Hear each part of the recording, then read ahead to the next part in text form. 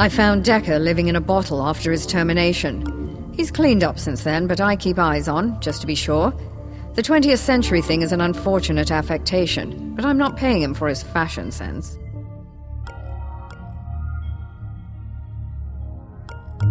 Internationale is one of the best all-round operatives I've ever seen, but she's held back by an unfortunate abundance of social concern.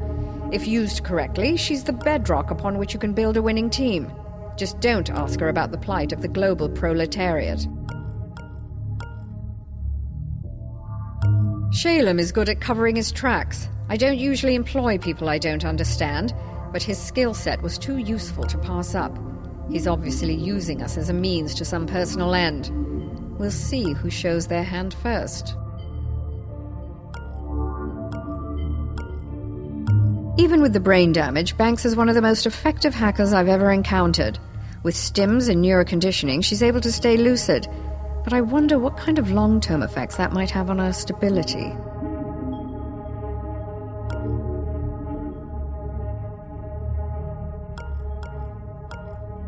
Tony Zhu's academic papers may as well be in binary to me. I've been told by very clever people that they're very impressive, but I'm more impressed in practical results. He plays the absent-minded professor character well, but when push comes to shove, he knows exactly what the score is.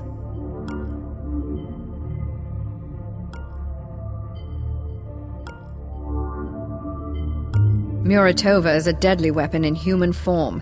One would think that such an aggressive style would be a liability, but she makes it work. Just try not to make any sudden moves in her peripheral vision if you want your arms to remain in their sockets.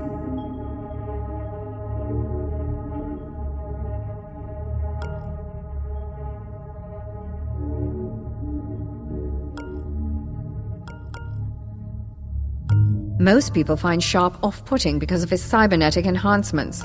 I find him off-putting because he's a sociopath with almost no regard for human life. I shudder to think what he's capable of, and I say this as a person who spends most of her time interfacing with a disembodied artificial intelligence.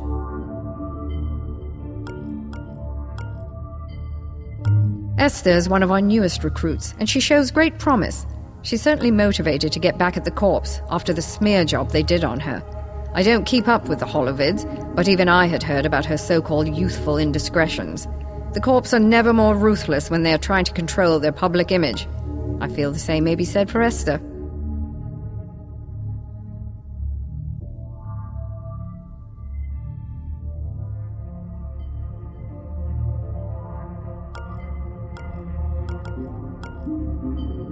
My name is Olivia Gladstone. I ran the Pan-Euro InfoSec agency back when sovereign governments was still in fashion. After the war, I founded Invisible Inc., a freelance intelligence agency. We may work for the Corps, but only to serve our own ends.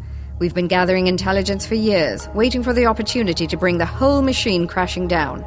Unfortunately, they found us first. Derek was a promising young recruit in the PEIA when the resource wars broke out in the 50s. He was my chief information officer during the height of the conflict, and his elite hacking skills have pulled more than a few missions out of the dustbin. When the war ended, the price on his head forced him underground. I'd been buying intelligence from Monster for ages before realizing that it was Derek. What can I say? When it comes to covert InfoSec operations, I know more than any living human being on the planet. This is not boasting, it's an undeniable fact, bought with long, hard decades of experience. We could have won the war. I still believe that. But our early efforts were hamstrung by incompetent leadership that refused to accept the severity of the situation.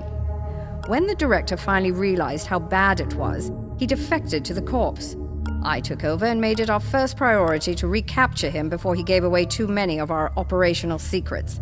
I pulled the trigger myself, and I would do it again in a heartbeat. Draco's methods were certainly unconventional, and I took heat for recruiting him.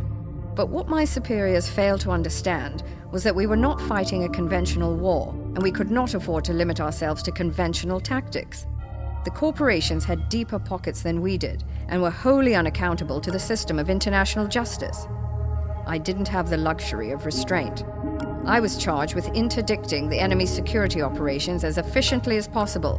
And if bad things happen to a couple of their corpses along the way, I make no apologies. Someday I'll get around to his silly vampire book. Who has time to read nowadays, anyway? Colette was headstrong, aggressive, unpredictable, arrogant, hard to work with, and absolutely worth the trouble. She was the master of the smash and grab. No agent that I've worked with since could match her speed and ferocity in the field. In hindsight, this was probably her undoing. Had I maintained better discipline amongst the PEIA agents, we may not have lost the Istanbul run. Derek puts on an air of self-interest, but he's got more skin in this game than he's willing to admit. He saw the nasty side of corporate power as an orphan back in Manchester, and he's never forgotten it. He's able to put some of those feelings aside for the sake of business, but when the chips are really down, he can still be counted upon. When I was captured, the agency wrote me off. I don't blame them. Not many people walk out of a deprogramming chamber the same person they went in as. But Derek kept looking. He tracked down the facility where they were holding me and was able to remotely hijack a nanofab within. A single neural disruptor in the right hands at the right time can make all the difference in the world.